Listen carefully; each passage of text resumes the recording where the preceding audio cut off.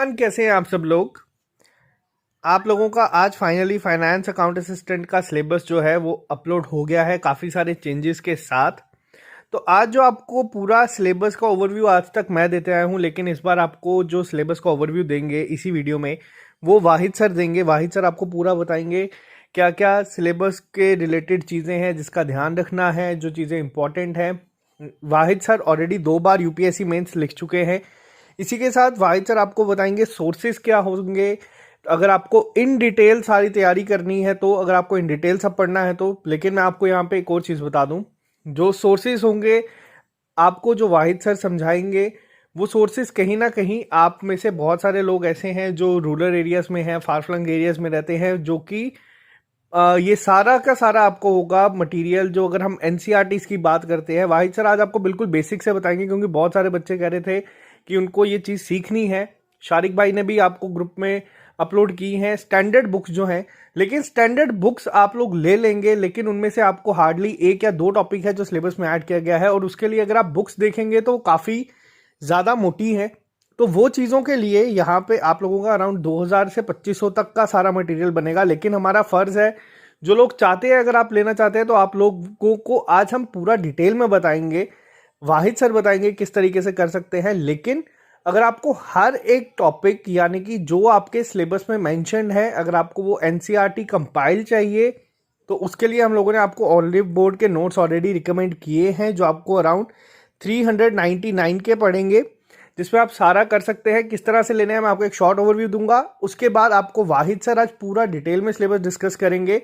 वाहिद sir आपको economics और general knowledge with special reference to Jammu and Kashmir के कुछ टॉपिक्स करवाएंगे, जिसमें कोशिश हमारी ये रहेगी कि जितना आप लोगों को एग्जाम पॉइंट ऑफ व्यू से डिटेल में चीज़ें समझनी है, जिनसे क्वेश्चंस आ सकते हैं, उन पे ज़्यादा जोर दिया जाए। तो मैं शॉर्ट में रखता हूँ, फिर उसके बाद वाहिद सर आपसे डिस्कस करेंगे सारी चीज़ें। तो एक बार मैं आपको ओवरव्यू दे देता हूं, क्योंकि पिछली वीडियो में बहुत सारे बच्चों के कमेंट्स आए थे। आप लोगों को क्या करना है, सिंपल सी चीज़ है, ऑलिव बोर्ड की ऐप को डाउनलोड करना है गूगल प्ले स्टोर से। जब आप इस ऐप को डाउनलोड कर लेंगे, आपको इस पर साइन अप करना है। थोड़ा सा स्क्रॉल करेंगे नीचे की तरफ, जब आप लोग आपको यहाँ पे जेके एग्जाम दिख जाएंगे। पिछली बार हमारे साथ जेके पंचायत के लिए बच्चों ने ये टेस्ट दिए थे, आप लोगों के लिए ही ये सब चीज़ें यहाँ पे हैं। जेके पंचायत हम लोग कर चुके हैं, जेके बैंक के भी टेस्ट ऑलमोस्ट हम लोग दे चुके हैं। यहाँ पे आपको जेके फाइनेंस और जेके ग्रेजुएट लेवल के पेपर दिख जाएंगे, इसमें आपको मॉक टेस्ट वगैरह सब कुछ मिल जाएंगे। और सबसे इंपॉर्टेंट, जो भी आपका सिलेबस है, आपको सिलेबस सारा का सारा हर एक टॉपिक यहाँ पे मिल जाएगा। टोटल 399 में आपको अलग से बुक्स को लेने की ज़रूरत नहीं है। आप लोगों को कई बार होता है कि जो बच्चे तैयारी करते हैं वो डर जाते हैं। जो नोट्स होंगे उनको शॉर्ट में किस तरीके से हमने करना है वो सारा मैं आपको बताऊंगा। किसी भी एक पे आप क्लिक कर लेना, आपको यहाँ पे इस तरीके से ये एक डायलॉग बॉक्स आएगा। यहाँ पे आप लोग जब जाएंगे, आप लोगों को यहाँ पे अपने अकॉर्डिंग जो भी आपको नोट्स लेने हैं या टेस्ट जो भी करना है, आप लोग यहाँ पे क्लिक कर सकते हैं। उसके बाद आप लोगों का जितना भी है ये 10 जनवरी से आपके आ जाएंगे, क्योंकि रिवाइज हुआ है सिलेबस, तो नए टॉपिक सारे यहाँ पे आपको मिल जाएंगे। 499 यहाँ पे आपको दिख रहा है, लेकिन ये आपको 399 के पड़ जाएंगे अगर आप इस पर डिस्काउंट जो कोड है वो यूज़ कर लेंगे तो ये एक आपको सिंपल सी चीज़ बतानी थी। अब जो चीज़ें आपको वाहिद सर करवाएंगे या समझाएंगे, जो लोग वो सोर्सेज करना चाहते हैं वो भी आप लोग कर सकते हैं। हमारे एंड से लेक्चर्स आपको मिलते रहेंगे, और बहुत जल्द अब हम लोग इस पर वापस से काम करना स्टार्ट कर देंगे। जेके एंड के रीऑर्गेनाइजेशन एक्ट पे आपको एक लेक्चर मिल चुका है, कल आपको इसके एमसीक्यूज भी मिल जाएंगे। अब जो आपको करवाएंगे वो वाहिद सर आपको यहाँ पे कंटिन्यू करवाएंगे। तो अब आप जो सुनेंगे वो होगी वाहिद सर की आवाज़। Hello guys, what's up? I hope you are doing fine. This is me Mir Wahid, and today I am going to share some important information with you related to JKSSB Panchayat Accounts Assistant Finance Department. Right? I will discuss syllabus with you and the important source which you need to read for this examination. Right? So this is me Mir Wahid, right? ये lecture मैं आपको provide कर रहा हूँ through triple S के जरिए से। One of the best platform है फ्री एजुकेशन के लिए, right. So you can also follow me on Unacademy plus, right, by using my referral code wahidmir 6742926. You can also watch me on Unacademy Plus, right? So let's start. From the general knowledge with special reference of Jammu and Kashmir. देखो guys, इस syllabus में हमें देखना है, सबसे पहली बात ये है कि कितने कंपोनेंट्स इसमें मेंशन किया गया है। 120 मार्क्स टोटल पेपर है, इसमें से 30 मार्क्स और हो गए दो कंपोनेंट्स, हो गया 60 मार्क्स टोटल। उसके बाद जो बाकी 60 मार्क्स है वो 10-10 मार्क्स में ब्रेक किया हुआ है। दैट मीन्स टोटल ये दो कंपोनेंट्स हो गए 30-30 के, हो गया 60, और बाकी 6 कंपोनेंट हो गए 60 मार्क्स। इसका मतलब टोटल जो है आपके पास 8 कंपोनेंट्स हैं। मतलब ये है कि अगर आपको क्या करना है, आपको 4 कंपोनेंट्स को 1 महीने में लेकर जाना है। 1 महीने के अंदर अंदर आपको 4 कंपोनेंट्स कंप्लीट करना है, और सेकंड मंथ में भी 4 कंपोनेंट्स कवर करना है। तो 2 महीने के अंदर अंदर सिलेबस कवर करना है। उसके बाद आपका 1.5 महीना जो है रिवाइज के लिए बचना चाहिए। जब रिवाइज अच्छे से होगा तो आपकी सिलेक्शन 100% हो जाएगा। चलो हम सिलेबस को स्टार्ट करते हैं, सिलेबस डिस्कशन स्टार्ट करते हैं। इसमें मैं एक तो सिलेबस आपके साथ डिस्कस करूंगा, और सोर्सेज, कौन कौन से इंपॉर्टेंट सोर्स हैं, कौन कौन सी बुक्स जो है आपको जो है ऑथेंटिक बुक्स जो होती है, कौन कौन सी बुक्स आपको पढ़ना पड़ेगा, राइट। तो सबसे पहली बात 30 मार्क्स की हम बात करेंगे यहाँ पर। सबसे पहला जो दिया है, current events of national and international importance. अगर इस पार्ट में 30 मार्क्स हैं तो आप एक्सपेक्ट कर सकते हो 6 to 10 मार्क्स, 6 से कम नहीं और 10 से ज़्यादा नहीं, मार्क्स जो आएंगे वो करंट अफेयर से आ जाएगा। दैट मीन्स आपको ये करंट इश्यूज जो है एज ए सब्जेक्ट पढ़ना पड़ेगा। जैसे आप पॉलिटी पढ़ोगे, हिस्ट्री पढ़ोगे, एज ए सब्जेक्ट आपको इस करंट अफेयर को पढ़ना पड़ेगा। अब पढ़ना कहाँ से है? बेस्ट सोर्स क्या है? बेस्ट सोर्स है न्यूज़पेपर। न्यूज़पेपर से आपको ये कवर हो जाएगा, राइट। न्यूज़पेपर से आपको कवर हो जाएगा, न्यूज़पेपर से। अब कहाँ से, कब से पढ़ना है? 1 जनवरी 2021 से, 1 जन 2021 से आपको स्टार्ट करना है, तब तक जब तक आपका एग्ज़ाम कंप्लीट नहीं होगा।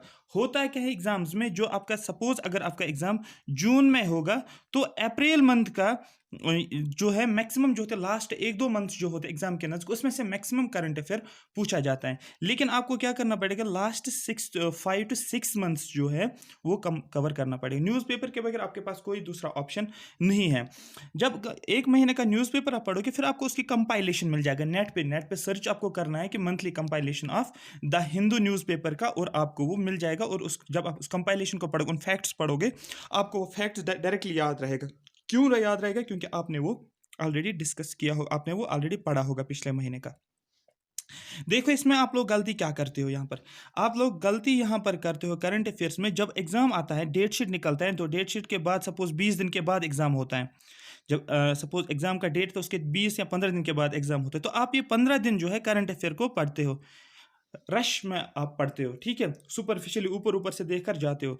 तो आप ये 20 दिन जो होते हैं या 15 दिन जो होता है, आप ये वेस्ट करते हो, कंप्लीट वेस्टेज ऑफ टाइम होता है। क्यों होता है? क्योंकि ये 20 दिन आपको रिवीजन के लिए चाहिए, जो आपने पूरा सिलेबस पढ़ा होता है, 120 मार्क्स का जो सिलेबस है, इस पूरे सिलेबस को लास्ट में रिविजन करना होता है। तो आप लगते हो नए टॉपिक्स को पढ़ने के लिए, तो लास्ट के 20 दिन जो होता है, या लास्ट का जो नया जब एग्जाम डेट शीट आता है, उसके बाद नए टॉपिक्स को नहीं पढ़ना होता है, टॉपिक्स को बंद करना होता है। जितना पढ़ा है उसी को रिवाइज करना होता है, राइट। 80% सिलेबस है तो 80% सिलेबस को रिवाइज करके जाओ अच्छे से, वो 80 के 80 ठीक करके आओ, ना कि आप 100% करके जाओ, वहाँ पर 60 फिर ठीक नहीं होता है। ये आपको ध्यान रखना है, यहाँ पर क्या क्या नहीं करना है, ये सबसे ज़्यादा इंपॉर्टेंट है। सोर्स मैंने इसका बताया आपको, द हिंदू न्यूज़पेपर पढ़ना है, उसके बगैर और कोई सोर्स नहीं है। उसके बाद मंथली कोई भी न्यूज़पेपर आप पढ़ लो, उसकी कंपाइलेशन पढ़ना है, ठीक। नंबर 2 जो है political and physical division of world and India. इसका मतलब ये पॉलिटिकल एंड फिजिकल डिवीजन ये ज्योग्राफी का पार्ट है, ठीक। ज्योग्राफी का आपको वर्ल्ड ज्योग्राफी भी पढ़ना है, वर्ल्ड जियो भी आपको पढ़ना है, और इंडिया का जियो भी आपको पढ़ना है। अब यहाँ से इसका सोर्स क्या है? क्लास 11th जो है, class 11th NCERT, class 11th NCERT की बात करेंगे हम, NCERT क्लास 11th। इसके 2 पार्ट्स आते हैं, ठीक है, एक फिजिकल ज्योग्राफी है, और दूसरा जो है, दूसरा पार्ट भी इसके साथ है, जो उसको बोलते हैं हम, क्या बोलते हैं उसको, 2 कंपोनेंट्स है इसके। क्लास 11th के 2 पार्ट्स है, पार्ट ए और पार्ट बी। तो दोनों पार्ट्स आपको पढ़ना पड़ेगा। वहाँ पर आपको वर्ल्ड ज्योग्राफी मिल जाएगा और आपको इंडियन ज्योग्राफी भी मिल जाएगा, ठीक है। तो उसके ज़्यादा आपको कुछ नहीं पढ़ना है, इसी सोर्स से, इसी बुक से आपके क्वेश्चंस मिल जाते हैं, ठीक है। तो ये आपको याद रखना है, उससे ज़्यादा आपको नहीं पढ़ना है, political and physical division of world and India. रही बात तीसरा जो इसका पार्ट है, तीसरा पार्ट है Indian culture, and heritage, generally ये आर्ट एंड कल्चर इसको बोला जाता है, सिविल सर्विसेज में इसको आर्ट एंड कल्चर का नाम दिया जाता है। और यहाँ पर फ्रीडम स्ट्रगल एंड मूवमेंट की बात करेंगे हम। तो आर्ट एंड कल्चर, जैसे एग्जांपल मैं दे रहा हूँ, इंडस वैली सिविलाइजेशन की आप बात करते हो, तो Indus valley civilisation generally Harappan civilisation जिसको बोलते हैं, उनका आर्ट और उनका कल्चर क्या था, वो क्या कहते थे, वो किस तरीके का ट्रेड करते थे, क्या वहाँ पर एनिमल्स के ये डोमेस्टिकेट होते थे, ठीक है, ये सभी चीज़ आपको देखना, वो क्या पहनते थे, क्या वो रिंग्स का यूज़ करते थे, किस टाइप का उनके पास जो था, क्या बोलते उसके टाउन प्लानिंग होता है, उनका कल्चर क्या था, उनका खाने पीने का सिस्टम क्या होता था, ये सब कुछ आपको इसमें जानना है। या कल्चर जो है इंडिया का, फॉर एग्जांपल डांस की हम बात करेंगे, फोक डांसेस हैं, क्लासिकल डांस की हम बात करेंगे, पेंटिंग की बात करेंगे, म्यूजिक की हम बात करेंगे, कथक, जैसे आपने कथक देखा होगा, वो भी एक फॉर्म ऑफ डांस है। तो ये कल्चर डिफाइन करता है एक जो है एक स्टेट का, ये एक कंट्री का, तो ये आपको यहाँ पर पढ़ना होगा।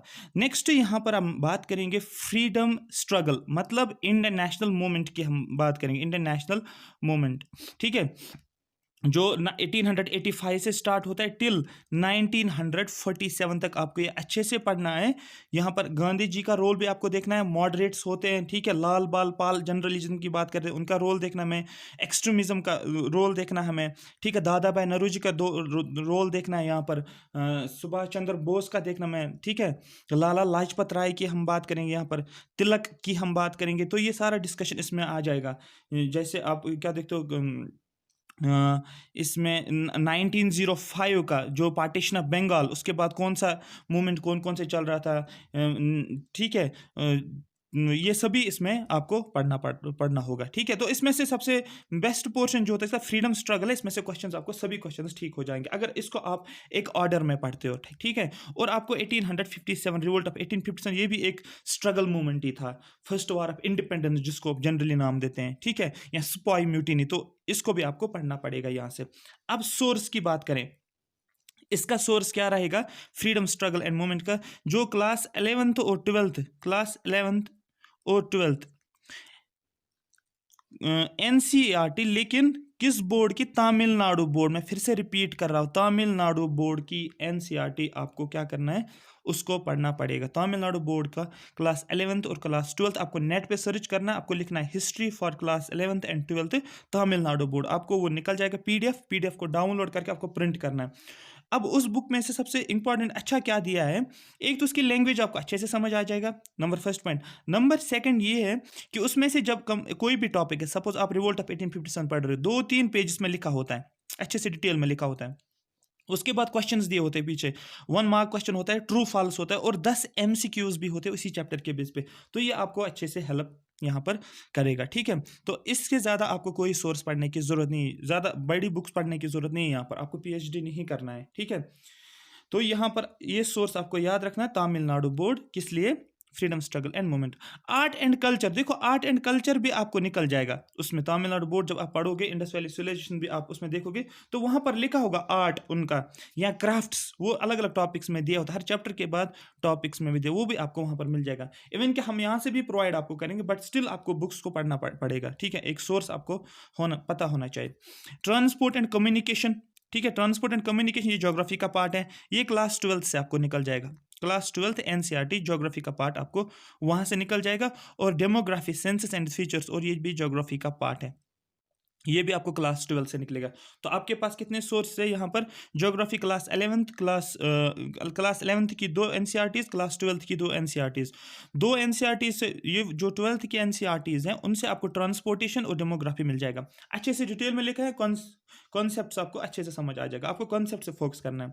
तीसरा है यहाँ पर, सॉरी, 6th वाला जो है important, rivers and lakes in India, rivers जो है ये भी आपको यहाँ से मिल जाएगा, जो क्लास 11th की ज्योग्राफी है, फिजिकल ज्योग्राफी, ठीक है, यहाँ से आपको ये मिल जाएगा, लेक्स भी यहाँ से आपको ये मिल जाएगा, ठीक है। Weather, climate, crops and means of transport India, ये ज्योग्राफी का, बट इनमें मैक्सिमम पोर्शन इसमें ज्योग्राफी का दिया हुआ है। तो यहाँ पर आपको ये वाला सेकंड वाला पार्ट, ठीक है, 4th वाला पार्ट और 5th वाला पार्ट और 6th वाला पार्ट और 7th वाला पार्ट, ये पार्ट जो है ये पूरा ज्योग्राफी का पार्ट है।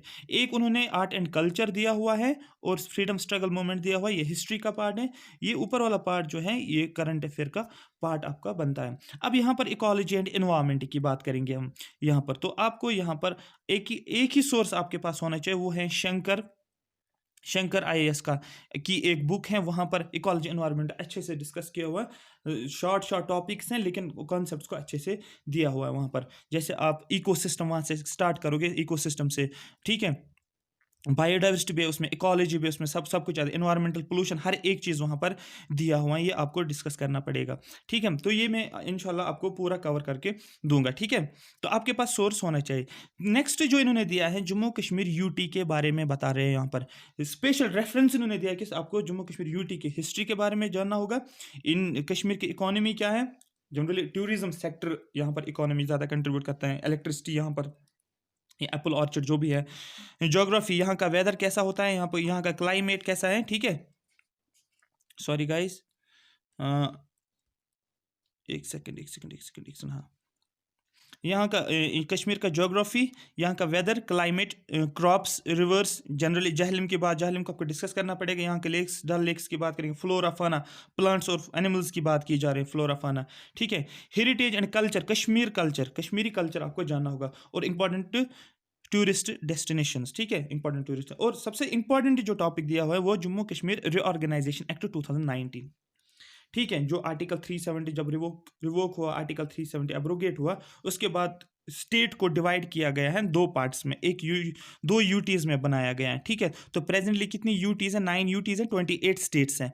तो यहाँ पर इसको Jammu and Kashmir organisation act बोलते हैं, ठीक है। स्टेट्स को रिऑर्गेनाइज किया गया है, बाउंड्रीज को चेंज किया गया, बहुत सारी चीज़ें इसमें आपको देखना पड़ेगा, ठीक है। तो इसके लिए सोर्स जो है जम्मू कश्मीर ऑर्गेनाइजेशन एक्ट, आपको क्या करना है, नेट पे जाना है, गूगल में सर्च करना है Jammu Kashmir organisation act NCERT PDF। तो वहाँ पर जो नई NCERTs जो है प्रिंट की गई है, वहाँ पर आपको एक चैप्टर मिल जाएगा Jammu Kashmir organisation act, last class 10th का ही शायद, उसमें लास्ट वाला यूनिट दिया हुआ है क्लास 10th का। अगर आपके पास ये होगा, हिस्ट्री होगा तो उसमें, पॉलिटिकल होगा तो उसमें लास्ट पे दिया है एक चैप्टर जो है जम्मू कश्मीर, और उस बुक से आपको पढ़ना है, उसमें अच्छे से डिटेल में दिया हुआ है, ठीक है।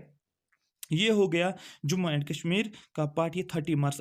इन 30 मार्क्स को आप इग्नोर नहीं कर सकते हो। देखो इन 30 मार्क्स का फ़ायदा क्या है, ये पूरा सिलेबस जो है ये एक्चुअली इन्होंने दिया है जो यूपीएससी का सिलेबस है, या केएस की आप बात कर सकते हो, वहाँ का सिलेबस दिया हुआ है इन्होंने। तो अगर आप इस टॉपिक को, इस सिलेबस को कवर कर रहे हो अच्छे से, ये सोच कर नहीं कि आपको 30 मार्क्स इसमें आ रहे हैं, ये सोच करके अगर आप कल एक और कोई एग्जाम दे रहे हो, केएस का एग्जाम है, यूपीएससी का, ये टॉपिक्स ऑलरेडी ऑटोमेटिकली उसमें कवर हो जाएगा, तो आप प्री में बैठने लायक हो जाओगे अगर आपको एग्जाम देना होगा। और एसआई का सिलेबस भी यही है, जो JKPS Jammu Kashmir police SI जो है, टू 800 पोस्ट आने वाले हैं उनको उसमें से, तो ये सिलेबस ऑलरेडी एक्चुअली ये उसमें मेंशन किया हुआ है, यहाँ से आपको कवर हो जाएगा। तो इसीलिए ये सिलेबस डिस्कशन इंपॉर्टेंट है। क्यों इंपॉर्टेंट है, क्योंकि एक तो आपको सोर्स पता होना चाहिए, दूसरा कि इसकी इंपॉर्टेंस कितनी है इस सिलेबस की, राइट। नेक्स्ट चलते, accountancy and book keeping similar है 30 मार्क्स का, इसमें कोई चेंज नहीं किया गया है। यहाँ पर देखो चेंज कहाँ पर लाया गया है, इंग्लिश लाया गया है, बहुत आसान है, ठीक है, इसमें इतना ज़्यादा नहीं है। स्टैटिस्टिक्स पोर्शन दिया हुआ है, मैथमेटिक्स का पोर्शन दिया हुआ है। देखो मैथमेटिक्स में इन्होंने सबसे इंपॉर्टेंट अच्छा चीज़ क्या लाया है, यहाँ पर इन्होंने यहाँ पर लाया अर्थमेटिक का पोर्शन, जो शायद पहले मैथमेटिक्स में नहीं देखने को मिला। सिंपल इंटरेस्ट, कंपाउंड इंटरेस्ट, इसमें से 1 मार्क्स आपको डेफिनेटली मिल जाएगा। लीनियर इक्वेशंस इन 2 वेरिएबल्स, इसमें से क्वेश्चन है। परमुटेशन कॉम्बिनेशन होता है, ठीक है, ये परमुटेशन, हाँ ठीक है। Limits derivative, set theory class 11th का टॉपिक है। रिलेशंस फंक्शंस, ये भी है क्लास 11th का, मैथ्स में है। मैट्रिक्स डिटरमिनेंट्स क्लास 11th का टॉपिक है। प्रोबेबिलिटी जो है क्लास 11th का भी है, और 10th में भी आपको देखने को मिलेगा। वेक्टर जो है ये फिजिक्स का पार्ट है, एक्चुअली वेक्टर जो है ये क्लास 11th फिजिक्स का पार्ट है। कोऑर्डिनेट एंड 3 डायमेंशनल ज्योमेट्री, ये भी जो है इंपॉर्टेंट टॉपिक्स यहाँ पर मेंशन किया गया है। ये बहुत अच्छा सिलेबस, आप इसमें से 10 में से 8 मार्क्स आराम से ले सकते हो, ठीक है। लेकिन टॉपिक आपको कोई नहीं छोड़ना होगा, आपको सभी टॉपिक्स कवर करके जाना है। अगर आप एक टॉपिक को छोड़ रहे हो, दैट मीन्स आप 1 या 2 मार्क्स जो है यहाँ पर छोड़ रहे हो, ठीक है। नेक्स्ट है इकोनॉमिक्स, गेम चेंजर है इकोनॉमिक्स, क्योंकि बच्चों का इकोनॉमिक्स बहुत वीक होता है, उनको पता ही नहीं चल रहा कि क्वेश्चंस कहाँ से आ रहे हैं और कैसे क्वेश्चंस आते हैं। तो हम बच्चे करते क्या है, वो सुपरफिशियली इकोनॉमिक्स को पढ़ते हैं, उनको बोरिंग लगता है। लेकिन इकोनॉमिक्स से ज़्यादा, सबसे ज़्यादा इंटरेस्टिंग सब्जेक्ट कोई भी सब्जेक्ट नहीं है, सबसे ज़्यादा इंटरेस्टिंग जो इकोनॉमिक्स है। लेकिन अगर हम इसको क्या पढ़ेंगे, थॉरोली पढ़ेंगे और डीप अंडरस्टैंडिंग से पढ़ेंगे, ठीक है, आहिस्ता आहिस्ता चीज़ों को सीखेंगे। अगर इसको 1 महीना भी लगेगा इस कंपोनेंट को चलाने में, सपोज मैं बोल रहा हूँ, तो दैट मीन्स आपको इकोनॉमिक्स अच्छे से अंडरस्टैंड हो जाएगा। क्योंकि ये जो टॉपिक्स दिया हुआ है, ये सिविल सर्विस के टॉपिक्स, इसमें ये जनरल टॉपिक्स नहीं है कि कुछ भी पढ़ लो, इनको डीप अंडरस्टैंडिंग से पढ़ना होगा, ठीक है। तो यहाँ पर इस इकोनॉमिक्स को डिवाइड किया गया है दो पार्ट्स में। एक पार्ट जो है माइक्रो इकोनॉमिक्स का पार्ट, माइक्रो, और दूसरा जो है मैक्रो इकोनॉमिक, मैक्रो पार्ट। ठीक है, अब यहाँ पर माइक्रो मैक्रो की अगर हम बात करेंगे, कौन कौन सा टॉपिक है यहाँ पर? फिजिकल पॉलिसी और मॉनेटरी पॉलिसी, मतलब होता है जो गवर्नमेंट का एक्सपेंडिचर एंड रेवेन्यू होता है, इसको फिजिकल पॉलिसी बोलते हैं। और मॉनेटरी पॉलिसी का मतलब होता है आरबीआई का रोल हमें यहाँ पर देखना होगा। मीनिंग, स्कोप एंड मेथोडोलॉजी, ये जो है ये डीप अंडरस्टैंडिंग के कॉन्सेप्ट्स हैं, तो ये हम अच्छे से कवर कर लेंगे। तो इसमें से आप एक्सपेक्ट कर सकते हो 2 मार्क्स इसी में से, फिजिकल और मॉनेटरी पॉलिसी में से। नेक्स्ट चलेंगे हम थोड़ा सा नीचे, यहाँ पर इसको छोड़ो, ये वाले टॉपिक जो है इसको मैं अभी वापस आऊँगा, इनको डिस्कस करूँगा। लेकिन यहाँ पर फिर से देखो आप, कुछ टॉपिक्स हैं जो कि रोल ऑफ आरबीआई, आरबीआई का रोल यहाँ पर, मतलब बैंकिंग सेक्टर आपको यहाँ पर पढ़ना होगा कि आरबीआई का रोल क्या रहता है, कैसे बैंक्स को कंट्रोल करते हैं, कैसे इसका मेन जो रोल है पॉलिसी मेकिंग में, इन्फ्लेशन को कैसे कंट्रोल, कौन कौन से मेथड्स, कौन कौन से टेक्निक्स, ठीक है, टेक्निक्स का यूज करके जो है इन्फ्लेशन को कंट्रोल करता है, राइट। बहुत सारी पॉलिसीज हम देखेंगे आरबीआई, जैसे मॉनेटरी पॉलिसी कमेटी जो है ये कैसे बनाई जाती है, इसमें सब कुछ देखना पड़ेगा हमें, आरबीआई का रोल। और आरबीआई के फाउंडेशन कब हुई, आरबीआई का गवर्नर कौन है, प्रेजेंट गवर्नर कौन है, ठीक है, इससे पहले कौन था, ठीक है, इस गवर्नर के बारे में हमें सब कुछ जानना पड़ेगा। और आरबीआई के नोट्स जो है, कौन कौन से डिमोनेटाइजेशन जो होती करेंसी नोट्स, से हमें सब कुछ डिस्कस करना पड़ेगा। इसमें रेट्स क्या होता है, रिपो रेट क्या होता है, रिवर्स रिपो रेट क्या होता है, मार्जिनल स्टैंडिंग फैसिलिटी क्या होता है, एमएसएफ जिसको आप बोलते हो, ठीक है, बैंक रेट क्या होता है, मॉरल स्वेजन, ये सभी कॉन्सेप्ट जो है इसमें आपको देखना पड़ेगा। ठीक है, ये भी मैक्रो इकोनॉमिक्स का पार्ट है। तीसरा है यहाँ पर मेजरमेंट ऑफ नेशनल इनकम, ये जनरली बजट का ये टॉपिक है, इन्होंने बजट मेंशन नहीं किया, बट ये नेशनल इनकम कॉन्सेप्ट इन्होंने यहाँ पर दिया है। ठीक है, ये नेशनल इनकम, जनरली जीडीपी यहाँ पर हम बात करेंगे, तो जीडीपी हमें अच्छे से यहाँ पर पढ़ना होगा। ठीक है, टॉपिक तो दिया है ना मेजरमेंट ऑफ नेशनल इनकम, लेकिन यहाँ पर हमें जीडीपी को अच्छे से समझना होगा। इकोनॉमिक रिफॉर्म जो लाया गया है 1991 के बाद, जो 1992 में इकोनॉमिक रिफॉर्म्स लाया गया है, एलपीजी रिफॉर्म जनरली जिसको आप बोलते हो, लिबरलाइजेशन, प्राइवेटाइजेशन एंड ग्लोबलाइजेशन। उससे पहले रिस्ट्रिक्शंस थी, पूरा कंट्रोल गवर्नमेंट का रहता था। उसके बाद इसको क्या किया गया है, इकोनॉमिक रिफॉर्म्स लाए गए और प्राइवेटाइजेशन किया गया बहुत सारे सेक्टर्स को। ठीक है, तो उसके बाद जो है वर्ल्ड ट्रेड स्टार्ट होना शुरू हो गया। ठीक है, ग्लोबलाइजेशन होना शुरू हो गया, एक कंट्री दूसरे कंट्री के साथ ट्रेड करना उन्होंने शुरू कर दिया। ठीक है, तो इसका भी कुछ पॉजिटिव एस्पेक्ट भी देखेंगे, नेगेटिव एस्पेक्ट भी देखेंगे। ठीक है, फॉरेन डायरेक्ट इन्वेस्टमेंट भी इसमें डिस्कशन होगा। ठीक है, ये सब कुछ इससे ये देखेंगे। दूसरा है planning and market economy, 5 year planning generally जब हम बात करते हैं उसमें क्या हुआ था, और मार्केट इकोनॉमी के रिलेटेड। ठीक है, नेक्स्ट है कौन सी, इकोनॉमिक ग्रोथ जो है, दैट मीन इकोनॉमिक ग्रोथ, देखो एक होता है इकोनॉमिक, ठीक है, इकोनॉमिक ग्रोथ यहाँ पर बात करेंगे। ठीक है, तो इकोनॉमिक ग्रोथ जनरली जीडीपी हम बात करते हैं। ठीक है, इकोनॉमी जो है इंडिया की वो कितना ग्रो हो रहा है, जीडीपी कितना बढ़ रहा है। ठीक है, तो ये सब कुछ इसमें डिस्कस करेंगे, और कैसे हम मेजर करते हैं जीडीपी को, इकोनॉमिक ग्रोथ को हम कैसे मेजर करते हैं, ये सभी यूपीएससी के टॉपिक्स उन्होंने यहाँ पर मेंशन किया, उनको अच्छे से पढ़ना होगा। इवन 10 मार्क्स तो है इसमें, लेकिन जब तक आप इन टॉपिक्स को, इकोनॉमिक्स के टॉपिक्स को अच्छे तरीके से अंडरस्टैंड नहीं करोगे, क्वेश्चंस ठीक नहीं होगा, क्योंकि डायरेक्ट क्वेश्चन नहीं पूछा जाएगा। जो हम डिस्कशन करेंगे, डिटेल डिस्कशन करेंगे, उन डिस्कशन में ही क्वेश्चन आपका निकल जाएगा। ठीक है, और आपके 10 के 10 में से 10 क्वेश्चंस आपको ठीक हो जाएंगे। बट एक शर्त पे आपको क्या करना होगा, आपको टॉपिक्स को अच्छे से समझना होगा। टॉपिक्स को समझना क्या करना है, समझना कैसे, इकोनॉमिक टर्म्स को समझना होगा, जो इकोनॉमिक टर्म्स यूज होती हैं। ठीक है, मार्केट इकोनॉमी क्या होती है, मार्केट क्या होता है, ठीक है, नेशनल क्या होता है और इनकम क्या होता है, ठीक है, इंटरनेशनल क्या होता है और इनकम क्या होता है, जीडीपी क्या होता है, एनएनपी क्या होता है, नेशनल नेट प्रोडक्ट क्या होता है। ठीक है, ये सभी हम चीज़ें इसमें देख सकते हैं। ठीक है, मैं वापस आ रहा हूँ, तो ये सब कुछ, ये वाला पोर्शन जो था ये मैक्रो है, MACRO, मैक्रो वाला पार्ट है। और जो मॉनेटरी पॉलिसी और फिजिकल पॉलिसी है वो भी मैक्रो का ही पार्ट है। मैं वापस आ रहा हूँ जनरल इकोनॉमिक्स पे। देखो यहाँ पर ये वाला theory of consumer, demand analysis, factor pricing under various markets, factor of production, generally 4 factors of production है। लैंड हमारे पास है, ठीक है, हमारे पास इंडस्ट्रीज हमारे पास हैं। ठीक है, ये सब कुछ 4 फैक्टर्स ऑफ प्रोडक्शन ये हमें देखना है, और लॉज ऑफ प्रोडक्शन भी हम यहाँ पर देखें। इसको ये पोर्शन जो है, ये वाला पोर्शन यहाँ से यहाँ तक, ये टॉपिक जो है ये माइक्रो इकोनॉमिक्स का टॉपिक है, माइक्रो इकोनॉमिक्स का। तो ये आपको क्लास 11 से मिल जाएगा, क्लास 11th की एनसीईआरटी जो है माइक्रो इकोनॉमिक्स की। ठीक है, उसमें से टॉपिक्स मिल जाएंगे, और वो टॉपिक जो है आपको माइक्रो इकोनॉमिक्स से, मैक्रो इकोनॉमिक्स से मिल जाएगी। लेकिन मैं आपको एक बेस्ट सोर्स बोलूँगा उसके लिए, वो है आपके पास होना चाहिए कुछ है उसका नाम, क्या नाम है उस ऑथर का। तो इसके लिए जो ऑथर होगा वो रहेगा रमेश सिंह की एक बुक आ रही है, रमेश सिंह, ठीक है, रमेश सिंह की बुक है इकोनॉमिक्स की। उसमें से उसने टॉपिक्स को अच्छे से एक्सप्लेन किया हुआ है बेसिक कॉन्सेप्ट्स के साथ, एग्जांपल्स के साथ। लेकिन रमेश सिंह की जो बुक होगी वो लेटेस्ट एडिशन होगी, 2021 वाली एडिशन। क्योंकि 2021 वाली एडिशन इसलिए चाहिए क्योंकि उसमें से आपको सब कुछ जो है लेटेस्ट निकल जाएगा, लेटेस्ट टॉपिक जो होंगे, क्या क्या कैसा जीडीपी है यहाँ पर, इंडिया का प्रेजेंट जीडीपी क्या है as compare to previous year से, ठीक है। तो ये आपको यहाँ से अब रमेश सिंह मोटी बुक है, कम से कम 500-600 वाला पेज, लेकिन करना है क्या है, आपको वही टॉपिक्स ढूंढना है, 4-5 टॉपिक जो सिलेबस में दिया हुआ है। पूरा इकोनॉमिक्स हमें आपको नहीं पढ़ना है। For physical policy, monetary policy का एक चैप्टर निकलेगा, वो उसी चैप्टर को कवर करना है, ठीक है। वहां पर निकलेगा आरबीआई, आपको आरबीआई कवर करना है, ठीक है। वहां पर निकलेगा इकोनॉमिक रिफॉर्म्स, आपको इकोनॉमिक रिफॉर्म पढ़ना है। तो दैट मीन चैप्टर, अगर उसमें से सपोज 50 चैप्टर से आपके सिलेबस में 4 चैप्टर्स, आपको 4 चैप्टर से पढ़ना है। अब इस बुक से मैं क्यों बोल रहा हूँ पढ़ना, क्योंकि उसने अच्छे से एलॉबरेट किया, अच्छे से चीज़ों को समझाया, बहुत अच्छी बुक है। यहाँ से आपको उसके बगैर आपको किसी सोर्स से पढ़ने की जरूरत नहीं है। लेकिन जो माइक्रो वाला पार्ट है, माइक्रो वाला पार्ट ये आपको एनसीईआरटी से ही पढ़ना पड़ेगा, ये वाला फैक्टर प्राइस इन प्रोडक्शन। ये मैं आपको कवर करके दूंगा, बट स्टिल आपको सोर्स पता होना चाहिए कौन कौन सा सोर्स आपके पास होगा। तो ये गेम चेंजर रहेगा, आप इसको इग्नोर नहीं कर सकते हो, राइट।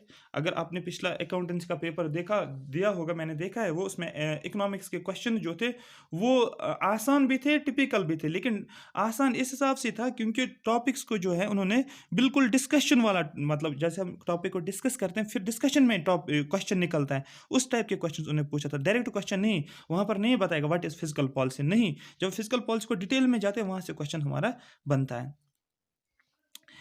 हाँ, ये मैंने डिस्कस किया। नेक्स्ट जो है that is general science. General science भी गेम चेंजर है। क्यों गेम चेंजर? क्योंकि ये आर्ट्स वाले स्टूडेंट्स के लिए बहुत डिफिकल्ट रहता है और मैथ्स भी आर्ट्स वालों के लिए डिफिकल्ट रहता है। तो यहाँ पर आप गेन कर सकते हो चीज़ों को। अब देखो, यहाँ पर सबसे पहले मेंशन किया गया है Newton's law of motion, mass, weight, acceleration, velocity, speed extra.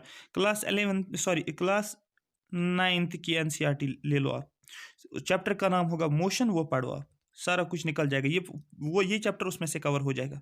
आपको क्लास 11th का मोशन नहीं पढ़ना है, क्लास 11th की बुक खोलना भी नहीं, भूल के भी नहीं खोलना, क्योंकि वो लंबा डिस्कशन हो जाता है, वो नीट के लिए होता है। लेकिन क्लास 9th का जो है वो आपका एनसीईआरटी जो क्लास 9th का, आपको ये निकल जाएगा। एक करंट इलेक्ट्रिसिटी जो है, करंट इलेक्ट्रिसिटी क्लास 10th की एनसीईआरटी, वहां से निकल जाएगा। मैं टॉपिक वाइज बोलूंगा आपको कौन कहाँ कहाँ का सोर्स है आपके पास। टॉपिक फर्स्ट का लिख कर रखो रफे, क्लास 9th की एनसीईआरटी आपके पास होनी चाहिए। सिर्फ आपको वही चैप्टर पढ़ना है जो न्यूटन्स लॉ ऑफ मोशन में, चैप्टर का नाम मोशन होगा, इसमें सब कुछ दिया होगा ये। नंबर सेकंड जो होगा, क्लास 10th की एनसीईआरटी आपको चाहिए, इलेक्ट्रिसिटी दिया होगा, करंट इलेक्ट्रिसिटी वहां पर लिखा होगा, तो आपको ये पढ़ना है, सब कुछ आ जाएगा। केमिकल इक्वेशंस, क्लास 9th की बात करेंगे, केमिकल इक्वेशंस केमिस्ट्री वाला पार्ट है, तो ये आ जाएगा उसमें, ठीक। Metals, non metals, class 11th 9th की बात करेंगे, उसमें निकल जाएगा। वेरियस सोर्स ऑफ एनर्जी, ये भी आपको क्लास 10th से मिल जाएगा, ठीक है। ये सोर्स ऑफ कन्वेंशनल क्या होता है, non conventional, renewable, non renewable generally जो होता है, टाइडल एनर्जी, ठीक है। तो ये भी आपको वहां से मिल जाएगा। उसके बाद जो न्यूट्रिशन, ये भी क्लास 9th और 10th से मिल जाएगा। देखो, आपके पास एनसीईआरटी चाहिए दो, क्लास 9th की साइंस की और क्लास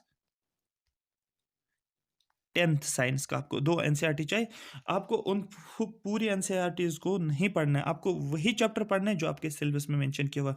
2-3 बार उनको पढ़ना है और उनके नोट्स बनाना है। जब उनके नोट्स बनाओगे तभी आपको चीज़ों को समझ, और उसको थारोली पढ़ना है, आराम से चीज़ों को समझना है। न्यूमेरिकल को भी समझना है, क्योंकि जनरली ये पूछ सकते हैं न्यूमेरिकल, न्यूमेरिकल डायरेक्ट होता है। जनरली वेलोसिटी में पूछा जाएगा, वेलोसिटी डिस्प्लेसमेंट अपॉन टाइम, या स्पीड में पूछा जाएगा, डिस्टेंस अपॉन टाइम, या पूछा जाएगा स्पीड और वेलोसिटी जो है इनमें से स्केलर कौन है, वेक्टर कौन है, ठीक है। अगर डायरेक्शन चेंज होता है तो एक्सेलरेशन पे क्या इफेक्ट पड़ता है, इसमें वेलोसिटी पे क्या इफेक्ट पड़ता है, ये सभी चीज़ें इसमें आपको मिल जाएगा। आराम से इसमें आप पढ़ सकते हो, ये हम डिस्कस करेंगे अच्छे से, मैं आपको अच्छे तरीके से पढ़ाऊंगा ये वाला कंपोनेंट भी। बट स्टिल आपके पास बुक होनी चाहिए जो कि आप घर पे रिवाइज करोगे। नेक्स्ट है आपके पास communicable and non communicable disease, class 9th वाली बुक है आपके पास, सिर्फ एनसीईआरटी से पढ़ो, सब कुछ निकल जाएगा। कौन कौन सी डिजीज जो कम्युनिकेबल है, कौन कौन सी डिजीज, मलेरिया वलेरिया पढ़ोगे आप, एड्स पढ़ोगे आप। डिजीज का नाम पढ़ना है, लिस्ट बनाना है, कौन सी डिजीज किससे हो जाती है और उसका जो है वेक्टर कौन सा है, मतलब किसकी वजह से ये ट्रांसमिट होता है। एड्स की बात करेंगे, वायरस है HIV virus, human immuno virus, ठीक है। ये कौन सा वायरस है, ये रिट्रो वायरस है, ठीक है। RNA वायरस है, जिसको RNA रिट्रो वायरस है। तो आपको जानना होगा हर एक चीज़ का, ये डिजीज जो होती है कौन सी कम्युनिकेबल है, कौन सी नॉन कम्युनिकेबल है। उसके बाद इसका लिस्ट बनाना है अलग से। उसके बाद उन सोर्सेज, उन डिजीज का कौन कौन सा सोर्स है, किसकी वजह से ये डिजीज होता है और उसके लिए क्या क्या किया जाता है। जैसे एड्स के लिए विडाल टेस्ट है ना, सॉरी, इलेसा टेस्ट है एड्स को करने के लिए। एक तो डिजीज किससे हो जाती है, ठीक है, वायरस का नाम और उसको टेस्ट कैसे किया जाता है। क्या एड्स के लिए कोई वैक्सीन है, अभी तक आया नहीं, एड्स के लिए कोई भी वैक्सीन नहीं है, ठीक है। जैसे कोरोना वायरस के लिए अभी तक वैक्सीन नहीं आया था, सिमिलरली जो है एड्स भी वैसे ही डिजीज थी, ठीक है। सबसे पहले कहाँ से आया ये एड्स, ये भी आपको जानना होगा, ठीक है। इंडिया में कब आया ये भी आपको जानना होगा, 1985 में, आई थिंक 89 में इंडिया में आया है। विटामिन आपको पढ़ना है, इकोसिस्टम और एनवायरमेंटल पोल्यूशन। देखो ये इकोसिस्टम और एनवायरमेंटल पोल्यूशन जो ये ऑलरेडी ऊपर जो इकोलॉजी एंड एनवायरमेंट दिया ये उसमें से कवर हो जाएगा। ये इन्होंने यहाँ पर टॉपिक्स ओवरलैप हो जाते हैं, क्योंकि जब इकोलॉजी एनवायरमेंट स्टार्ट करोगे वो स्टार्ट ही हो जाता है इकोलॉजी से, वो स्टार्ट इकोसिस्टम हो जाता है, तो यहाँ वहाँ पर वो कवर हो जाएगा। ये क्लास 9th का ही टॉपिक है शायद, जितना मुझे पता है NCERT से। ये क्लास 9th का टॉपिक है, 10th का टॉपिक है इकोसिस्टम। इसमें से फूड चेन, फूड वेब आपको समझना है, ठीक है। एग्जाम्पल जनरली आपको याद रखना होता है, कौन सी फूड चेन की एग्जाम्पल है, कौन सी फूड वेब की एग्जाम्पल है, कौन सा जो होता है सोर्स कौन सा है, ठीक है। प्राइमरी सोर्स कौन सा, उससे उससे फिर फूड चेन स्टार्ट होते हैं, फूड वेब स्टार्ट होता है। जैसे फूड वेब जो है इंटरलिंकिंग फूड चेन्स को बोलते हैं। ओजोन लेयर डिप्लीशन, ठीक है, जो अंटार्कटिका में हुआ है। ग्रीन हाउस इफेक्ट पढ़ना है आपको, मतलब जनरली एटमॉस्फेयर को डिस्कस करके आपको ग्रीन हाउस इफेक्ट समझ में आ जाएगा। देखो विटामिन को करना है क्या आपको, विटामिन का लिस्ट आपको बनाना है।